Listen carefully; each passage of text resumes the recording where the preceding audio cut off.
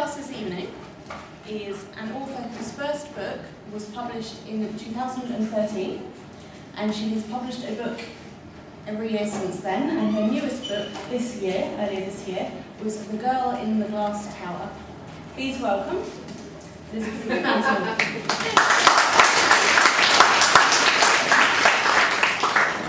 Elizabeth, I'd like to start at the beginning before you became a novelist. You studied English at Birkbeck, and then you got your creative writing MA. Yeah. But you started out working for Elle and Vogue. Prior to that, yes. I left school with only, in those days it was O levels. I didn't have GCSEs, and I left school under a small cloud. And so I don't know how I managed to find myself working for all these illustrious fashion magazines, but I've been sharing a flat with a girl whose friend's sister needed an assistant, and I'm like, yes, I'll do that, I'll do anything, I needed a job. And it turned out that she was a fashion stylist, and I worked for her for a bit, and then she recommended me for a job on Elle, and I was working with Elle when it first set up in the UK, and it was just a fantastically vibrant and exciting place to work. And there were lots of opportunities for young women, even those who had no qualifications like me. And it was sort of a bit like Forrest Gump. He says, I bought shares in a fruit company. It was called Apple.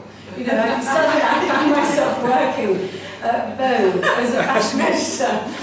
And sort of somehow, I don't know how it happened. And I really didn't have any qualifications. I really didn't know what I was doing. But I was flying around the world and working with like supermodels and fashion photographers and famous people. And it was extraordinary, but it wasn't really what I had ever set out to do, and I always wanted to be a writer. And so when I had the opportunity, I thought, I need to kind of get this finish this education thing. I've heard it's quite good. And so that's when I went to Birkbeck, which is just it's an adult, mature students, I think they call us. And so I went when my children were little, and I very, very little actually, I went and studied in the evening. So you did the Open University, didn't you? So you know what that's like. It's a whole different thing.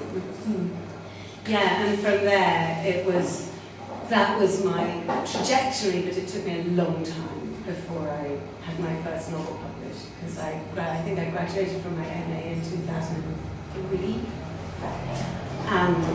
So it was nearly a decade. Yes. Yeah. And what is it about Tudors and Stuarts that gets you writing about them? Well, it's interesting. I'm asked this a lot, and I ask myself that question a lot because I keep writing in that area, and I'm slowly moving forward in time, but it's pretty slow.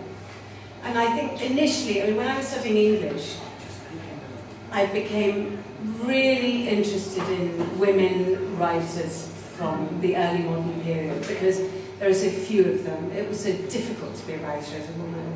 It was something that was frowned upon, was seriously compromising women's virtue, which was her currency. And so I became really intrigued by these women that dared to publish or even tried to be writers.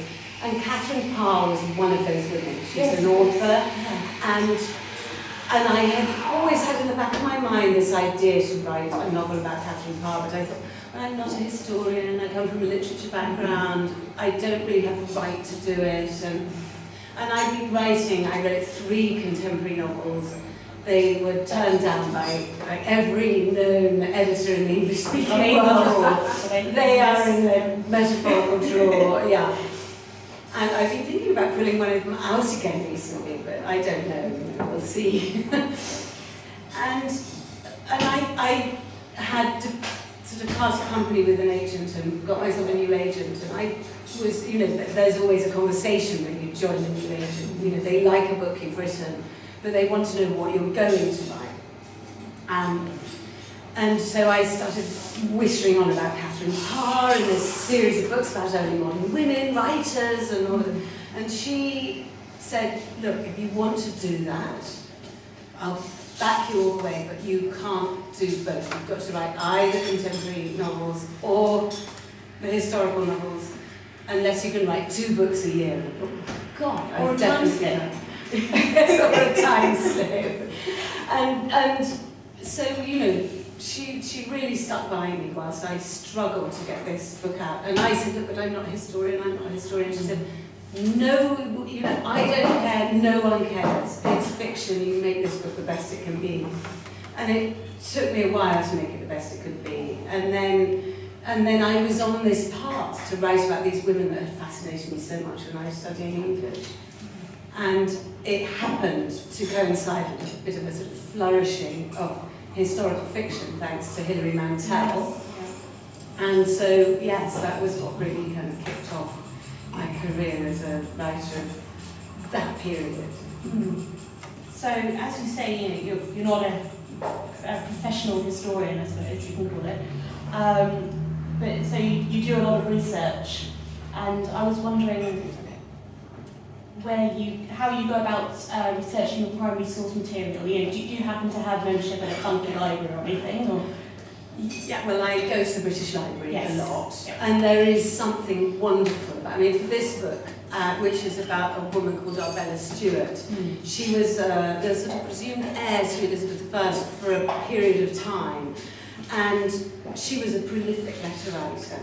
And there are letters everywhere, and there are some in the British Library, some in the Cecil collection. And there are a few archives which have her letters in. And there was something very, very special about being handed like a sort of tray in which there were all these letters written by this woman I'm researching, you know, with little blotches of water where it might have been a tear that's landed on it.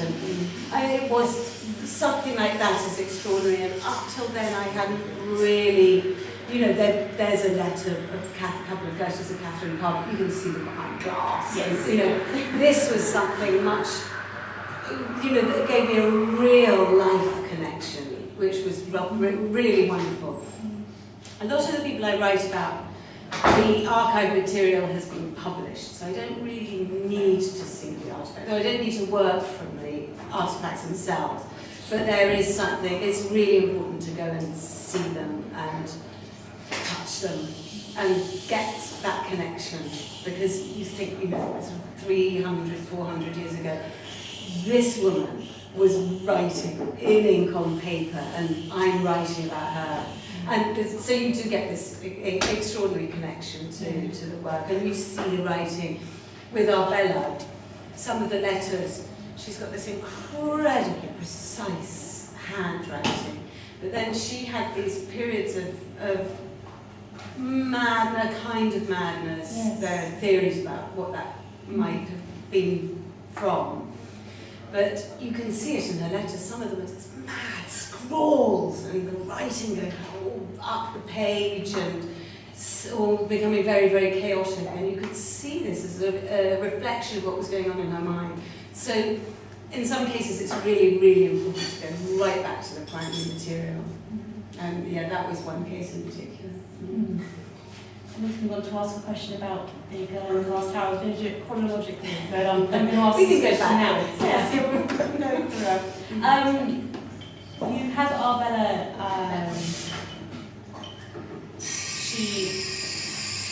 want to spoil the story. She has problems with her diet and regulating her food and things like that. And I was wondering, how much did you have to create around that? Well, Because when there's you're something writing about about a character from the past, and I'm writing fiction, and my Arbella is a fictional character in a fictional book. There's a framework of history, and I try and be as accurate as possible with the historical facts as we know them, and you know, as anyone who's studied history knows, historical fact can be a very, very fluid thing. But I think, you know, I have a responsibility to make the things we know as correct as they can be within my narrative. But of course, the inner world of our Bella in this book is a fictional world.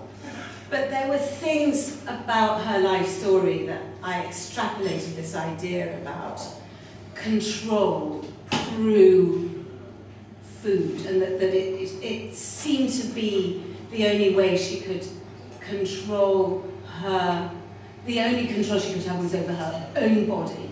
That was her domain, her only domain. Everything else was controlled by other people. I don't want to spoil the ending, but it makes sense when we understand the ending of the book, which I'm not going to tell you. Yeah, so it was something that, it played well to the themes I wanted to write about early modern women and the restrictions imposed on their lives. And that control with eating also arose in another of my books, which is Sisters of Treason. Yes, of course, yes. And there's this whole idea about this sort of saintly anorexia, that these women who mimicked St. Catherine of Siena, who starved herself to death to achieve sort of holy purity and to unite herself with Jesus. Yes, because suicide itself wasn't good, but suicide was a huge taboo, and actually there is someone who does commit suicide, really deeply shockingly in this book. And it's shocking because he's an unlikely candidate for it. But so suicide is a theme of the book, but suicide through self-starvation didn't count within the religious sort of,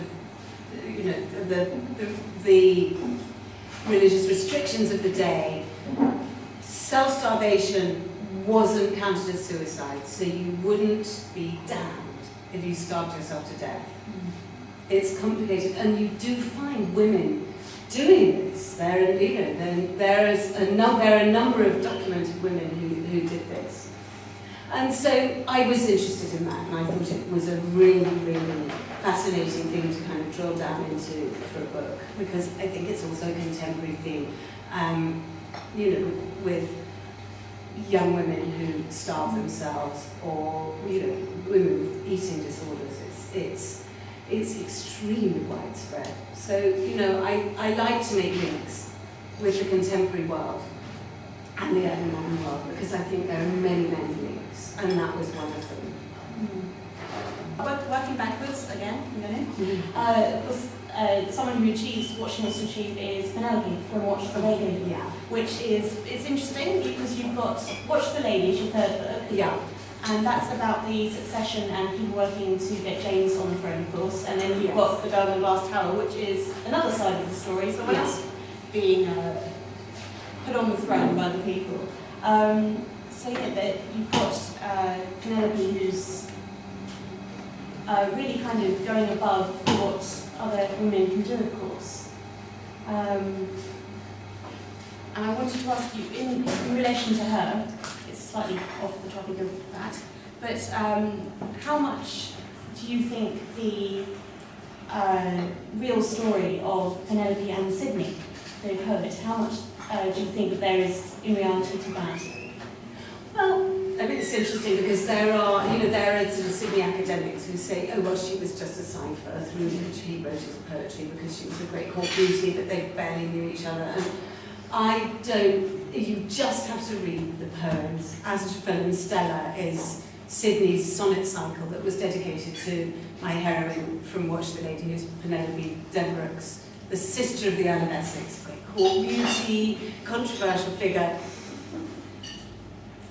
You read the poems and you can see it there. It's a real, tangible love story, and his pain and suffering at the loss of her, or his inability to possess her, it's there in the text. I found it there. I mean, other people would argue against that, and everything's up for grabs in history. We don't know.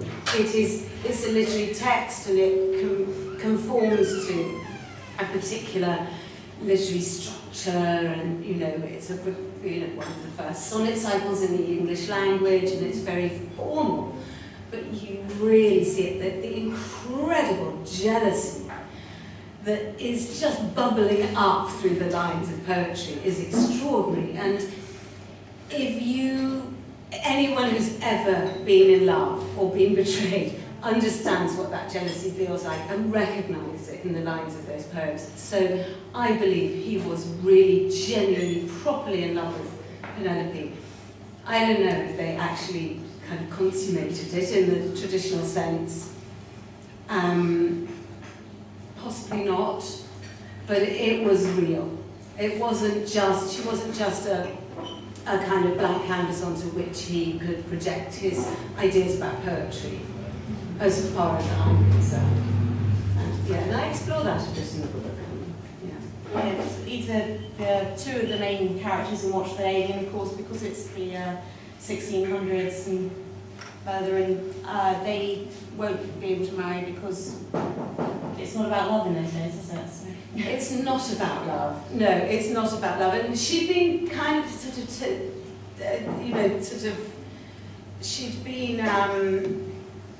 betrothed to him, but not in a very, in a tenuous way betrothed to him. And her family had other ideas in the end, because they were from the Devereux family, the Earls of Essex, her brother, who became Earl as a young sort of teenage boy, he was dubbed the poorest Earl in England, so they needed the cash. And yes, they had the blood, but not the cash. They needed cash, and Sidney wasn't rich enough, basically. Which is sad, but that's only a part of the story. But as you know, we've read it. Completely gone past Girl in the Glass Tower, and that's where you've got your reading from. Shall we have a reading? Okay, I'm going to read a passage from. So our Bella is she's I need to kind of give you a little background. She's grown up in a place called Hardwick Hall, which I don't know if any of you have ever been. If you haven't, please go, because it's one of the most beautiful Elizabethan houses in England, and it's in Derbyshire, and it's a wonder of a house. It's absolutely exquisite. But it was the place of our Bella's youth, and it was like a gilded prison. So it was her glass tower. I mean, Hardwick Hall is famous for its windows, the kind of biggest windows in Elizabethan England. They were real kind of show-off windows. And the place was built by her grandmother, the woman who's usually called Indomitable, Bess of Hardwick, who was an extraordinary figure. People often ask me, why don't I write about Bess of Hardwick? But I really admire her, because she was, a proper businesswoman, a survivor, huge success. She amassed an enormous fortune from quite ordinary beginnings. And so why don't you write about Bess of Hardwick? Because her story's not dramatic enough. I need a little more drama in my protagonist, and I have written about her in this book. I mean, she's a really big character in this book. And also, I think, if you're on our Bella's side, you're not on Bess's side. You've got to pick one or the other. And I'm on our Bella's side. But so, because our Bella was one of the presumed heirs to Elizabeth, and the primary one for quite a long period of time, Elizabeth herself had sort of semi-publicly, I mean, Elizabeth was very coy about naming a successor. She didn't want to do it. She thought it would imperil her position. But she did say, in public, that one day she will even be as I am about our Bella, when our Bella was there. And that was as good as saying, she's the one who's going to take over from me. And, but we don't really know what her motives were, whether she was sort of grooming our Bella to be a tool to make foreign alliances, look, she's my heir and you can marry her, but you've got to, we don't know. But at one point in the story, this made Arbella's life very, she was in danger of plots to oust Elizabeth and put her on the throne, and so she lived at Hardwick incarcerated in this beautiful palace and place. But her life was so limited right up until her mid-20s. She was infantilized and she had no freedom at all.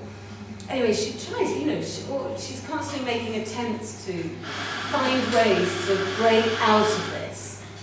And she's done this, and it's really caused some big ructions at court. And Sir Henry Bronker is sent as Elizabeth's emissary to come and question her. And she's been very, very, very ill, and she's almost delirious. And they're up in the Long Gallery, which is the longest long gallery in England. The Bess of Hardwick did nothing by halves, I can tell you. She wanted everything to be more splendid and more marvellous and longer and bigger and wider than anybody else's. And you see that at Hardwick, and it is really a wonderful thing. So they're in the Long Gallery at Hardwick. Arbella's dragged out of her sick bed. She's been so ill she's been unconscious for some time, and she's completely delirious. She's dragged out of her sick bed to come and confront Sir Henry Bronker.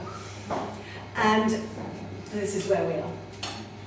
Sir Henry Bronker, for that is who my visitor was, seemed unable to prevent his gaze from floating about the room.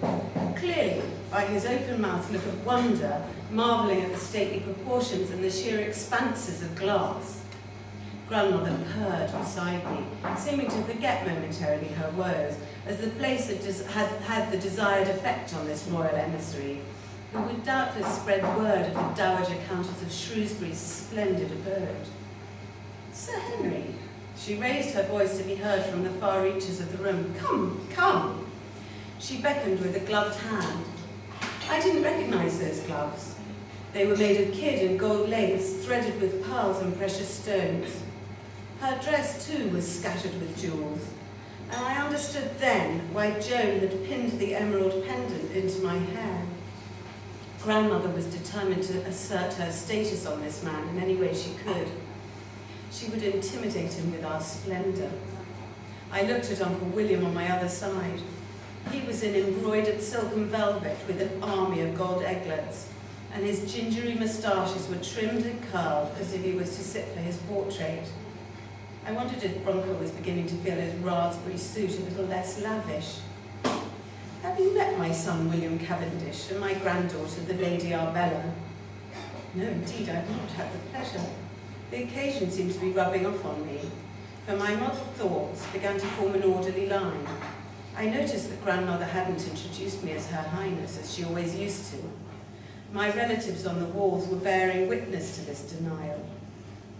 A flutter of fear palpitated in my throat as I watched the man approach in his blushing suit and stiff ruff, framing a formless face that had all the allure of a potato.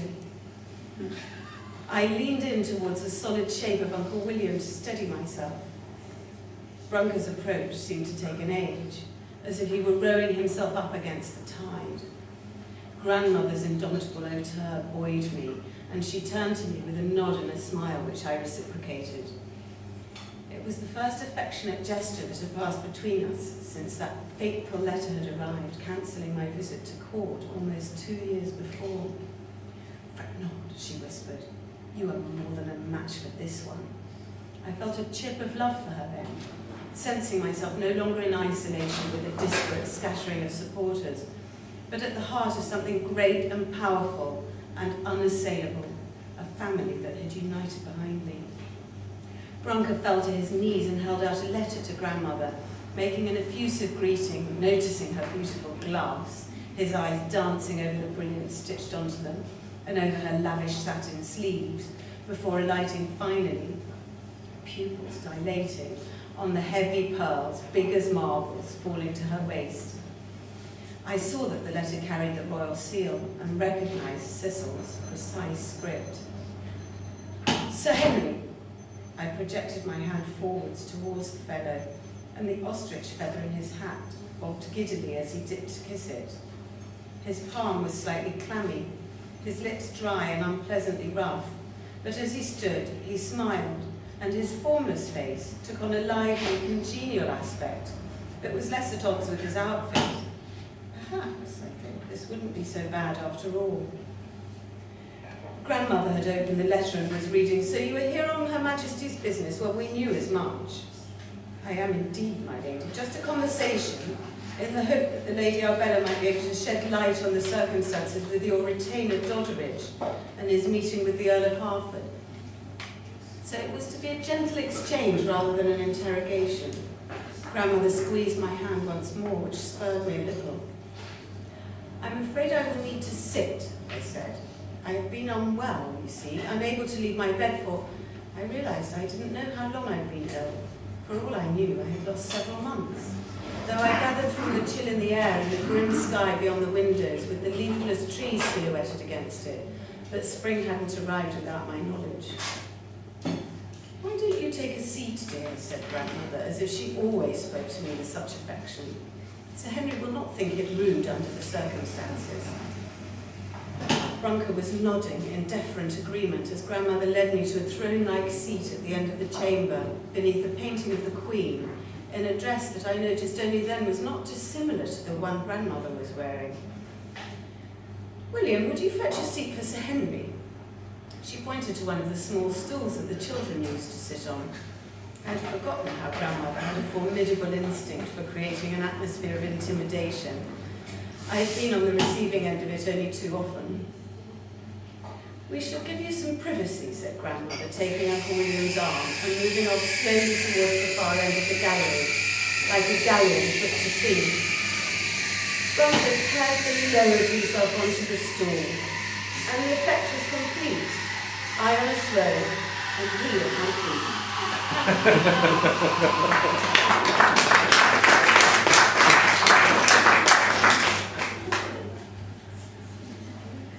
I'm going to jump backwards now. Sisters of Treason.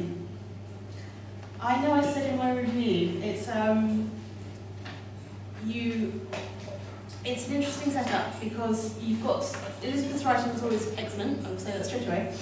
But you've obviously got, it's a bit like Arbella in that way, in the later last paragraph, more so. You've got these two sisters, the sisters of Lady Jane Grey, who spent a lot of their time in the Tower, so you kind of got this mundane situation almost. And I wanted to ask you why you decided to write about those sisters. Well, I think particularly that story, I was really interested in that period because what we see in that is Mary coming to the throne, Mary Tudor, Bloody Mary, and I wanted to kind of look at her, but I never really want to write about those very, very well-known figures directly on. I want to more about obscure people. I want to look at them through the prism of other people around her, because I think it can give you more freedom as a writer.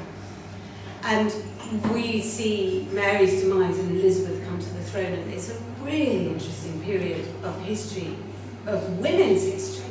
We get these women on the throne. It's unprecedented, really, in English history since Matilda, way back when, something I know not very much about. So I really, really wanted to write about that. And I really wanted also to write about this other character called Lavina Teerling, who is a court painter, and she really was a court painter. And I was sort of always a little bit muddled about this idea of Lady Jane Grey. She's that one, that you sort of learned about in history, and she was put on the throne, and then she was there for 9 days. Actually, it was 13, but we... and I was always a bit confused by that, like how and why. And so I wanted to explore that. And I also wanted to look at this idea of these incredibly young women. They're very, very young. Mary Grey is 9 at the beginning of the book. And she's also disabled. And I was really, really interested in writing about her because she is a real heroine. And she's the youngest sister. and she's got very, very severe scoliosis, and she's very tiny.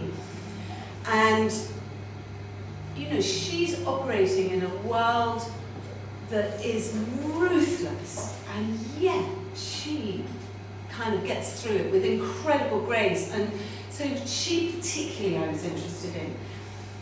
But she was very, very, very difficult to write, because finding her voice was hard for me.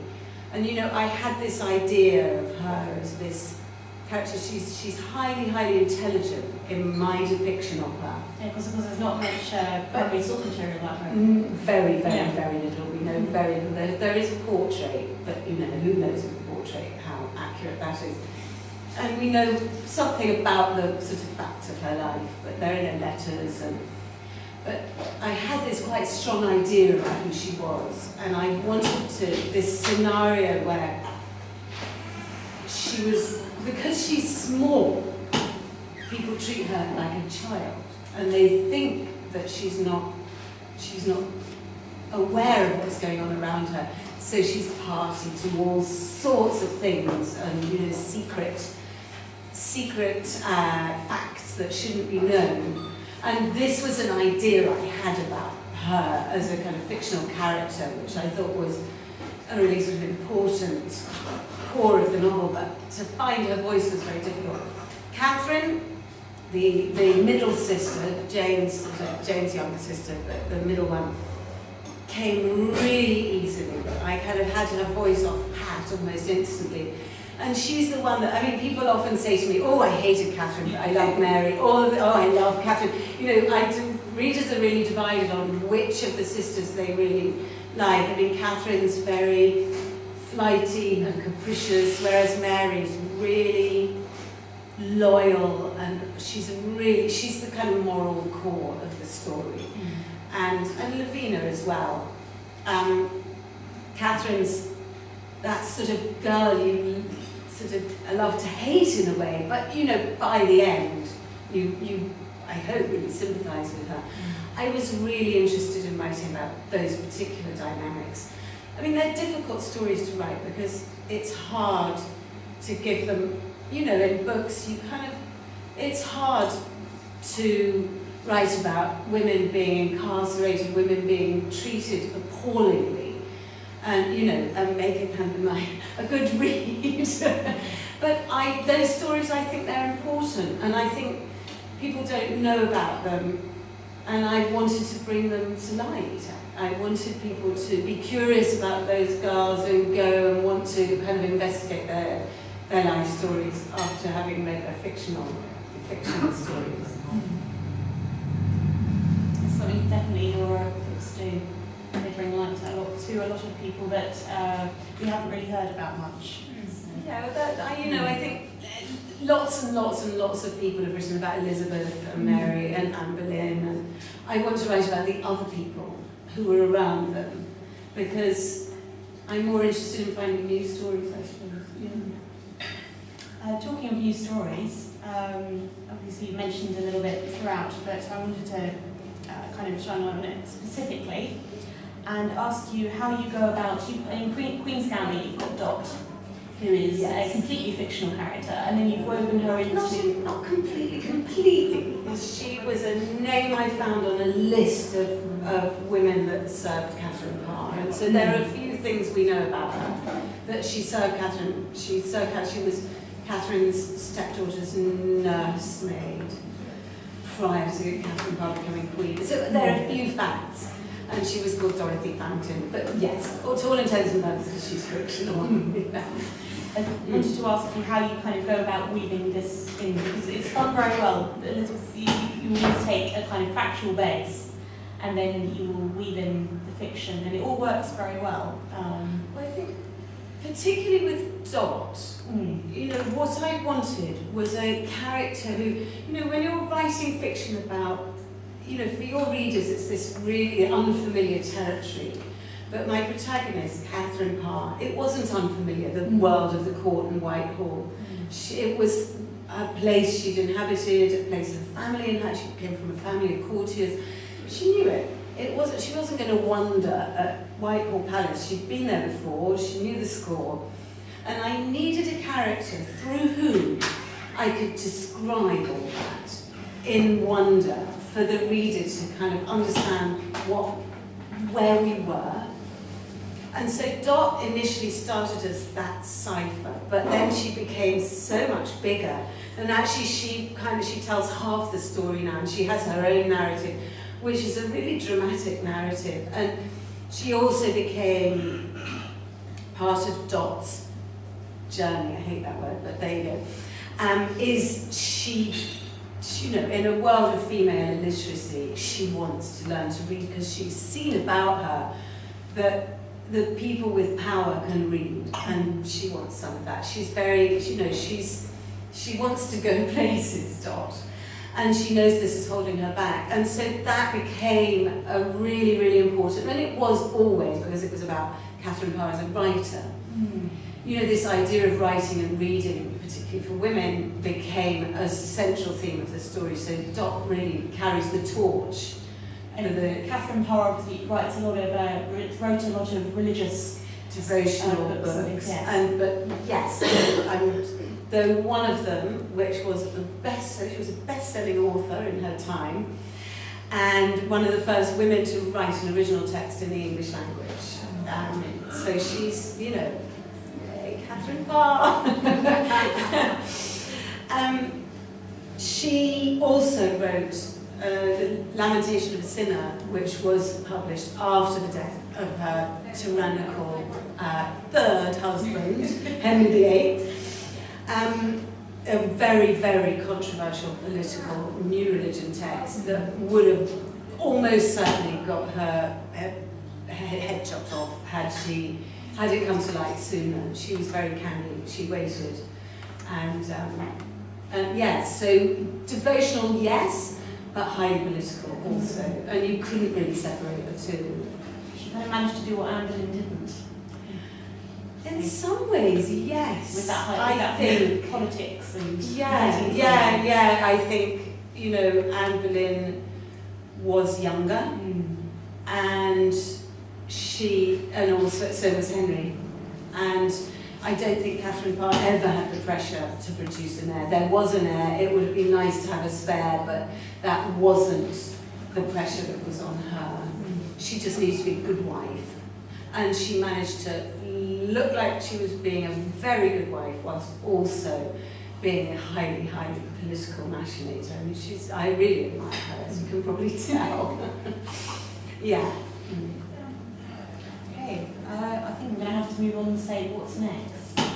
Okay, well, I am working on it. It's sort of written. I'm doing kind of final draft now of called The Poison Bed, and it's a bit of a departure.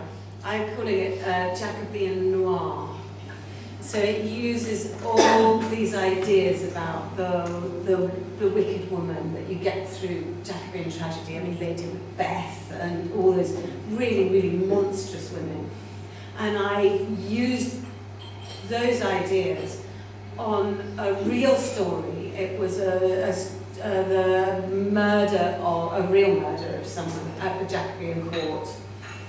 And the book opens with the confession of the Countess of Somerset, who's Frances Howard, who's a really, really fascinating character, married to James I's favourite, Robert Carr, who was, you know, so James I's favourite, you know, you can read for favourite was his lover. And it's a proper thriller. And so it's a bit of a departure because although sometimes my books have been called political thrillers, you know, this is a thriller with all the tropes of the contemporary thriller.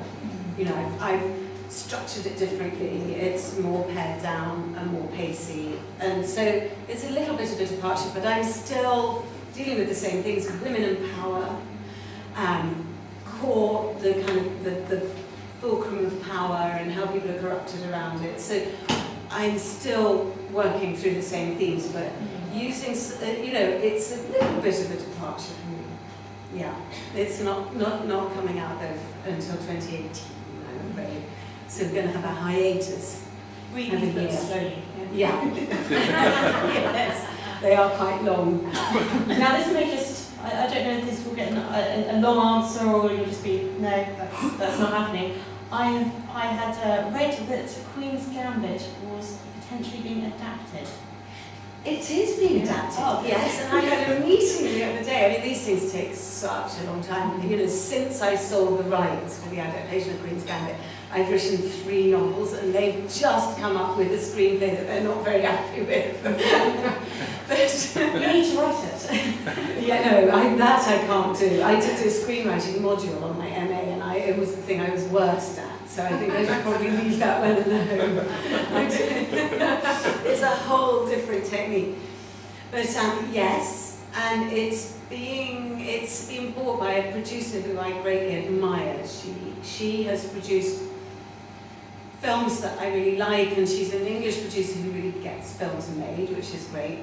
She produced Philomena. I don't know if anyone saw that fantastic film. With Judi Dench and Steve Coogan, and that was, I really admired that. She also produced The Duchess, which was an adaptation of Amanda Foreman book about, what was she called, the Duchess of Devonshire. Thank you. Yes, exactly. Or Jane, Duchess of Devonshire. And she did that, and she's done a lot of collaborations with Ray Fiennes, so they did an adaptation of Coriolanus together. So she does really good films, and we had a meeting recently, and I'm very, very pleased. They want to kind of tease out all the kind of political drama out of the book and make it, make that the sort of essential story. Because there's a lot of story in Queen's Gambit, so it has to be reduced. It's going to be a feature film rather than a series. So they've had to reduce it quite a lot. And they haven't got the script right yet, but they're talking to a director who I really admire, and I can't say who it is, I'm afraid. So I'm excited about it at the moment, and because these things you think, it can take forever and ever and ever and ever, and then something goes wrong and it all goes back to square one. But it will happen, I don't know when. But hopefully it won't, now it seems to really be taking shape.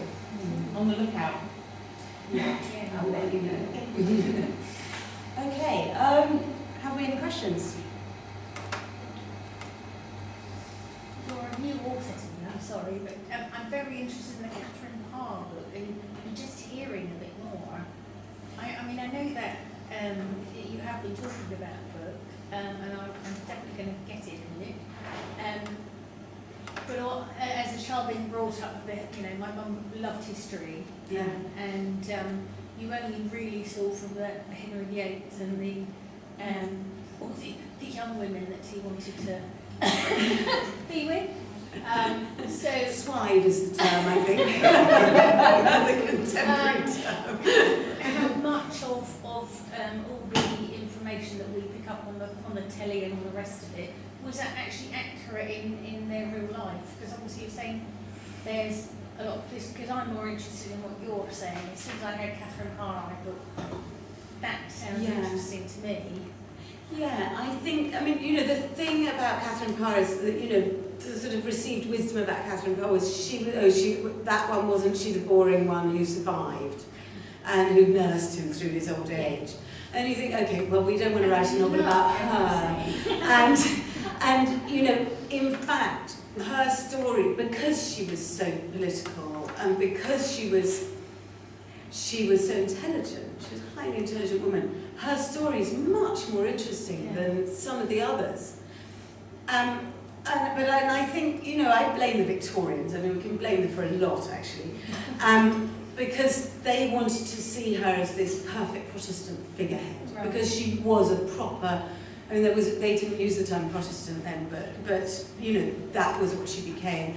Her and Lady Jane Grey, they became these ideal Protestant women. So Lady Jane Grey, the Protestant martyr, Catherine Parr, the perfect Protestant wife. Good as gold. And actually, but the thing is, about Catherine Parr, not really good as God. She was very, very good at making it look as if she was good as God. She nearly lost her head. And I don't want to, if you're going to read it, I don't want to give it away. But, these are things we don't know so much about because people haven't really wanted to write about her. I don't think those kind of women were really. People were more interested in the romantic stories. Exactly. We've always had the dramas and romantic and all the rest of it. The first three wives and a little one in between somewhere, but the others have a bit of a PS, haven't they? Yeah, and I think there are some. So, quite fascinating. I think there's a lot of interest in the story. The Catherine Howard story, it's an extraordinary story. I mean, this is a girl, 16 or 17 years old, and she's executed for adultery. I mean, it's just unthinkable. And it's a horrifying story. But for me, it's not enough of a story for me. I think someone like Catherine Parr, because she was really trying to change things, trying to assert herself. Whereas a figure, I think Anne Boleyn is very interesting, but too many people have written about her. There's nothing more to say as far as I'm concerned.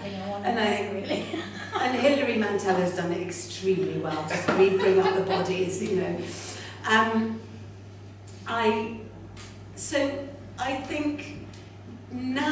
I think fiction writers and historical biographers are looking for women who connect more with contemporary readers. We want women who, to use a kind of vulgarity, who've got balls. Yeah. And I think that's what we respond to nowadays. Women who really try and make their mark. And those are the women that interest me. And so I think fashions change a bit. I think Jean Plaidy did write about Catherine Parr. Right. But, the Jean Plaidy books, I haven't read it actually, but, I'm sure she focused greatly on, the romance stories. And there is there is a romance in, there really is a strong romance in Queen's Gambit. But it doesn't have a conventional trajectory at all. And I'm not really interested in conventional romance because, well, we all know how it ends, like Lover's Arms, and it doesn't interest me for fiction. I want to write about something more meaty and more surprising. Good, thank you. Yes.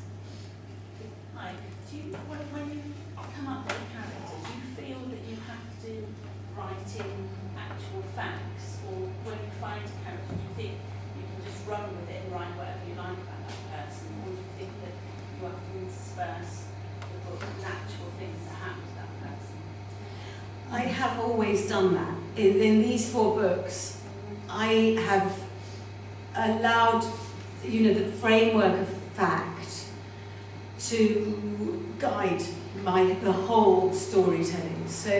But funnily enough, it's really interesting that you should ask that question, because in the new book, I have allowed the story, the facts are so few.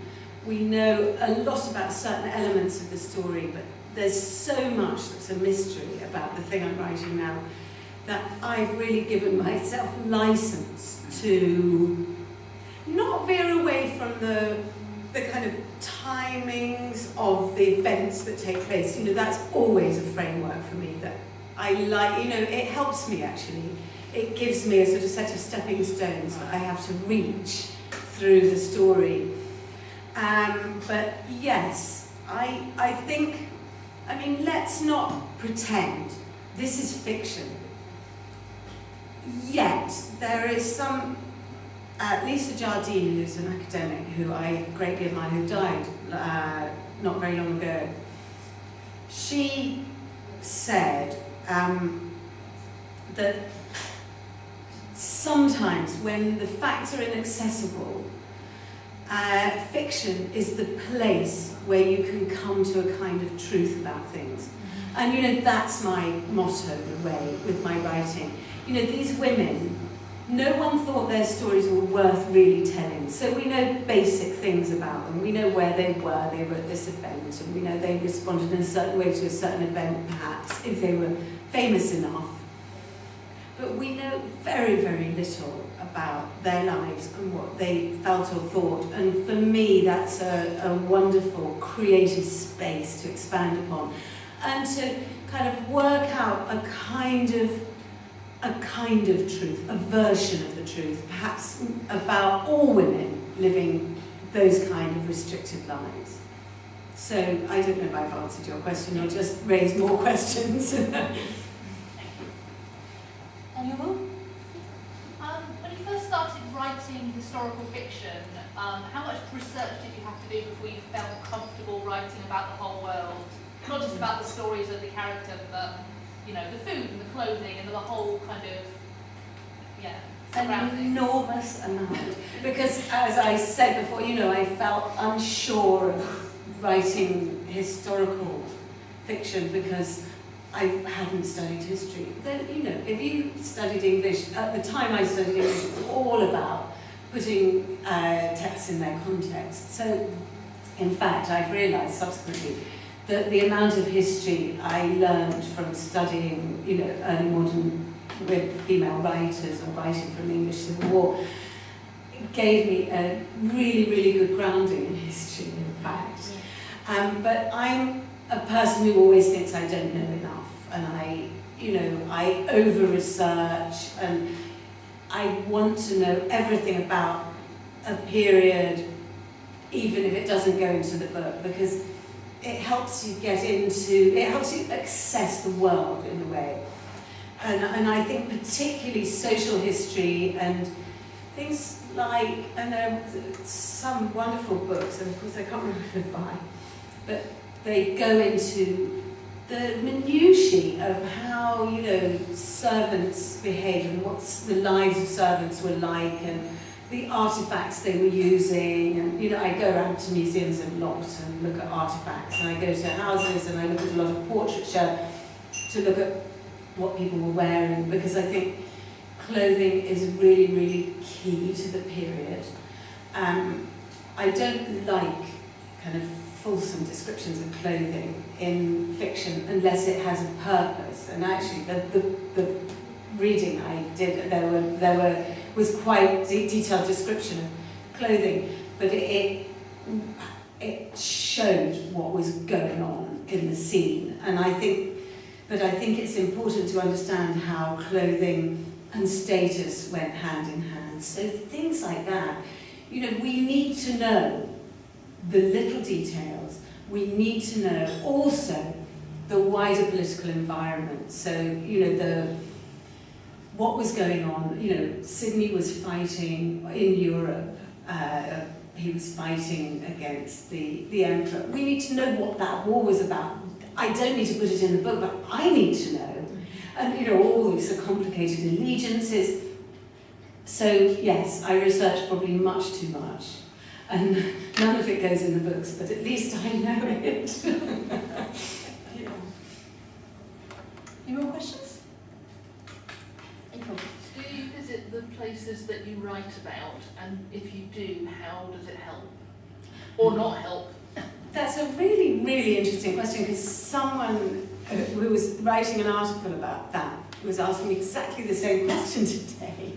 And yes, if possible, I do visit them, if they're still standing, because often they're not.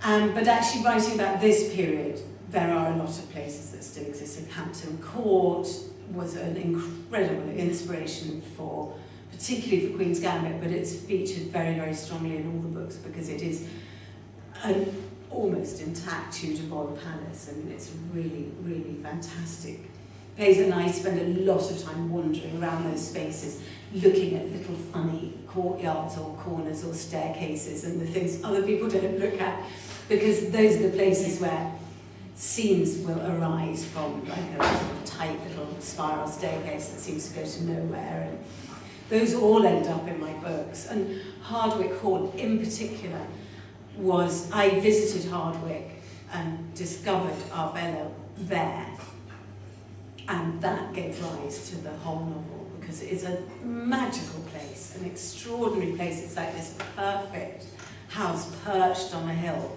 looking out over the Derbyshire countryside. And there are plenty more places to go at the same time if you want to go. Oh my God! Yes. But also the castle is one of my favourites, like a fairy tale castle.